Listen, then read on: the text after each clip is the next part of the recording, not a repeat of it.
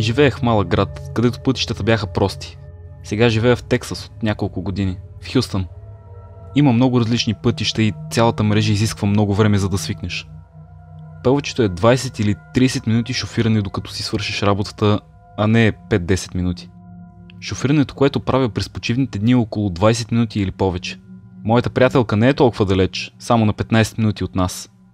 Толкова за времето от пътуване в Тексас. Преди 2 дни бях на път към бар с нея, Даника. Отивахме на бар, който беше на около час път. Не мога да си спомня как се казваше този път, тя просто ми даваше указания, но беше някъде близо до Кейти.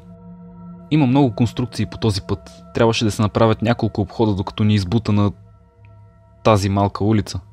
Това беше самотна улица с ограничена светлина. Беше така, ако трафикът идваше от двете страни, единият трябваше да спре и да пропусне другия. Стигнахме до този стоп и не се движихме прекалено бързо над ограничението на скоростта, което мисля, че беше 45 км. В крайна сметка се наложи да блъсна спирачките си, тъй като чисто черен джип стоеше неподвижно с включени стопове. Сякаш чакаше кола, която да премине от другата посока, но щом погледнах беше чисто, без идващи коли. И двамата погледнахме отново, за да видим дали не са включили аварийните си светлини и дали не сме ги объркали за стопове. Не беше така. Беше доста тъмно и погледнах дали мога да ги заобиколя. Изглеждаше обещаващо и реших да опитам. Може би е бил пиян и е заспал зад волана. Приятелката ми предложи да проверим дали са добре. Веднага си присвих на думите й. Винаги съм бил съгласен да помагам на другите, но това едно нещо, което баща ми бе казал, прозвуча в главата ми. Първо, никакви пътници на автостоп. Второ, ако изглежда странно, но искаш да помогнеш, разбери името на улицата и се обади на 911 и кажи на тях. И трето, не се опитвай да се правиш на герой и да им помагаш сам, особено през нощта. Може би това ме правеше страхливец, но защо да не минем по по-безопасен маршрут? Обратно към случилото се. Започнах да се придвижвам наоколо, имахме достатъчно дистанция между нас и вече бях по диагонал на пътя, целящ да изправя в другата лента, за да го заобиколя. Автомобилът им се втурна напред и вече беше по диагонал пред нас. Ние замръзнахме, несигурни дали този трябваше да тръгне пръв, но го изчакахме, докато не изключи автомобила си напълно. В този момент агресивният ход ме паникьоса. Дали е бил някой с лоши намерения или пък наистина се нуждаеше от помощ и спираха в нищото. Все още бях изпаднал. Давай, тръгвай де! Даника започна да се панира. Поскарахме се за момент, когато я попитах къде би трябвало да отида. Извикаме да се обърна, но пътят беше тесен, но и дълъг, за да се движим на заден, преди да излезем на по-широк или по-населен. В един момент видяхме багажника на джипа да се отваря и тогава наистина започнахме да откачаме. Беше тъмно в автомобила им, нямаше вътрешно осветление, а капака просто остана отворен без движение. Реших, че ще се възползвам от шансовете си и привключих на задна. Опитах се да поддържам колата изправена докато се движим. Няколко пъти се отклонявах и няколко пъти трябваше отново да се нагласям. Сърдечният ми ритъм и адреналинът се засилваха. Даника продължаваше да ми казва, че никой не ни следи докато гледах назад, но и двамата се страхувахме и очаквахме да видим задните им светлини. За щастие най-накрая излязохме на разклона на пътя. Все още беше тъмно и не толкова хубаво място с бензиностанция от наше ляво. Когато се обърнахме и тръгнахме по пътя към къщата й, група от около 6 или 7 мотора в стил Дукати долетяха покрай пътя и свиха посоката, от която току-що дойдохме.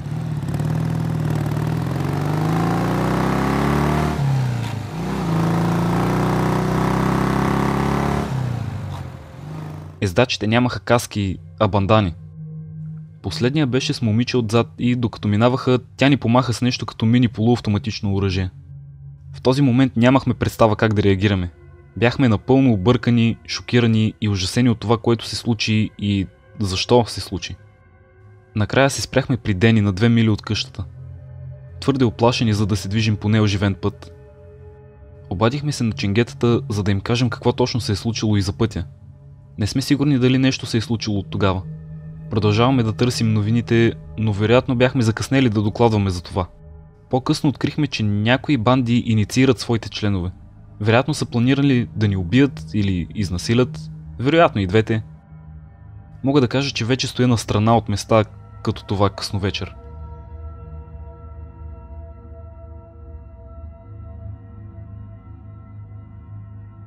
Бях диспетчер в 911.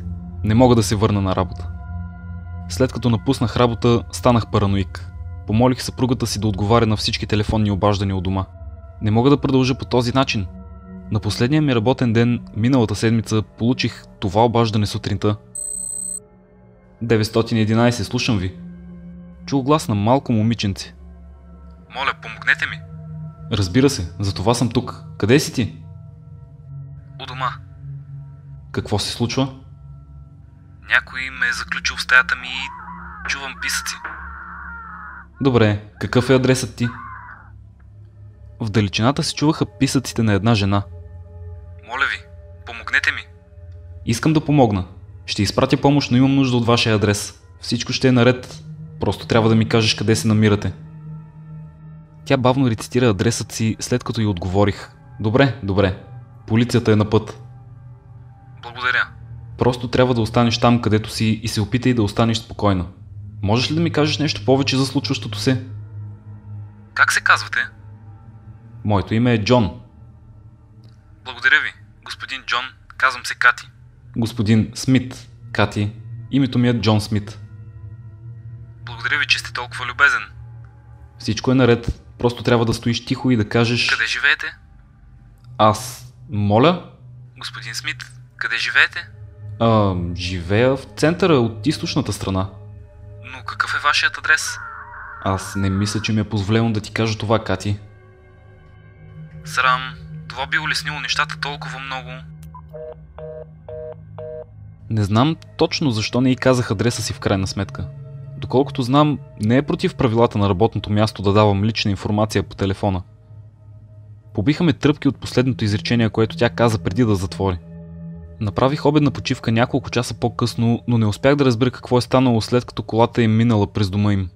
Все още преживявах всичко в съзнанието си от първото обаждане, когато този следобед дойде второ. 911, слушам ви. Обади се мъжки глас. О, благодаря на Господ. Отговорил си. Някой е проникнал в къщата ми. Разбирам. Ако можете да ми кажете къде се намирате, мога да изпратя полицейски патрул там, колкото се може по-скоро. Разбира се.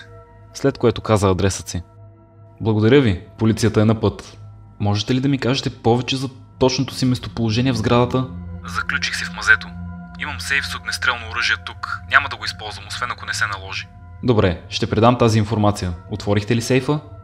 Ами, забавно е, че питате... Какво е името ви? Джон. Забавно е, че питате това, Джон, защото аз някак си забравих комбинацията. О, това не е добре. Да, опитах всичко, за което мога да се сетя, но нито една от комбинациите не работи. Имате ли някакви идеи? Сър, наистина нямам. Всъщност мисля, че може би е най-добре... Отвори, старче, знам, че си там. Мамка му, те са тук. Трябва да отворя сейфа. Джон, можеш ли да ми дадеш някакви произволни цифри? Наистина не знам, сър. Моля ви, господин Смит, каквито и да са произволни числа от главата ви, иначе съм обречен тук. Мисля... Моля ви, по-бързо. Откъде знаете фамилното ми име? Какво? Не ти казах фамилното си име.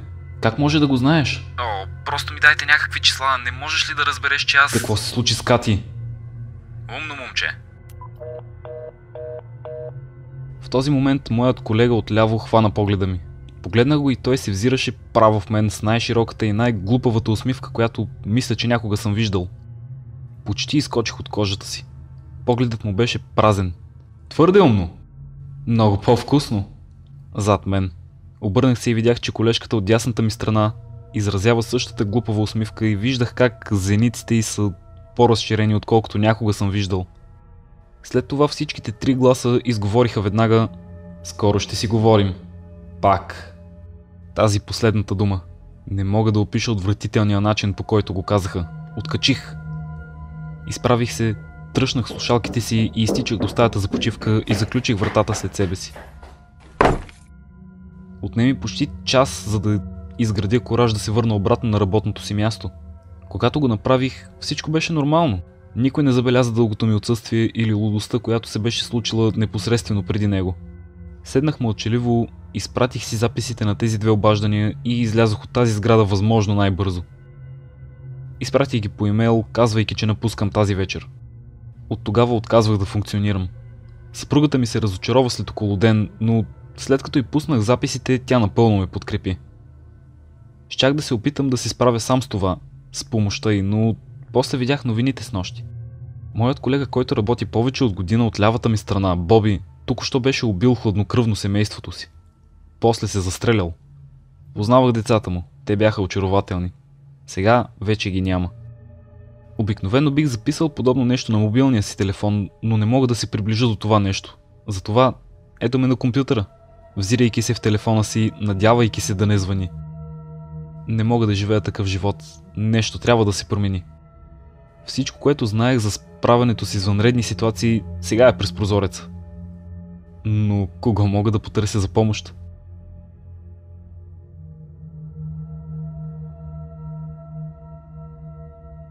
Всичко започна малко по-рано от преди една седмица, на 17 декември 2018 година, за да бъдем точни. Отидох в къщата на приятел да го взема, за да можем да отидем в киното. Докато се приготви, чаках в дневната стая, извадих телефона и започнах да разглеждам Фейсбук. Когато се върна, готов да тръгне, той ме помоли да му помогна да премести масата, където се намира неговият 55-инчов телевизор. За да сложи лампички и други коледни украси. Оставих телефона си и му помогнах. Предполагам, че така го забравих от тях. След като свършихме, отидохме на кино. Когато филмът свърши, отидохме в Макдоналд за пилешки хапки, а след това купихме и няколко бири. След това отидахме у нас и прекарахме останалата част от нощта, играйки на конзолата, докато пием много бира и накрая заспахме. Не забелязах, че телефонът ми липсваше на следващия ден, т.е. на 18-ти. В този ден и двамата имахме махмурлук и след като разбрах, че телефонът не е в мен, се опитах да го повикам от този на приятеля ми, но батерията беше изтощена и ме препрати на гласова поща. Не мислех много за това, просто си помислих, че бях забравил да го включа в деня преди това. Той предположи, че съм го оставил от тях. Затова не си направих труда да продължа да го търся и вместо това прекарахме деня играйки видеоигри и да поръчваме пица. На следващия ден, 19-ти, аз и моя приятел се върнахме от тях и намерих телефона си. Изключен и на върха на масичката за кафе в дневната му. Вдигнах го, казахме си довиждане и после си тръгнах. Всичко беше нормално, до вчера, 25 декември. Нямах достатъчно памет в телефона си, затова започнах да проверявам и изтривам някои неща. Няколко неизползвани приложения, няколко снимки, които вече бяха архивирани в облак. Тогава намерих видеоклип с име, като името е времевата щампа на видеоклипа, когато е бил заснет. Това видео трае повече от 6 минути. Камерата на телефона е покрита или преградена или нещо подобно. Като въпросът е, че не се вижда нищо. А през видеото се чува само един куп странни и смущаващи шумове. След някои съмнения и дебат със себе си, реших да кача видеото в YouTube и изпратих линка на моя приятел. Той потвърди, че не е имало хора в тях или поне не би трябвало. Той живее сам и чистачката е била в чужбина до януари. И това също не е било влизане с взлом. Освен, че телефонът ми все още беше там, когато се върнахме, нямаше никакви признаци за принудително влизане и нямаше нищо липсващо. Дори банкнотата от $20, която беше на пода, все още стоеше там.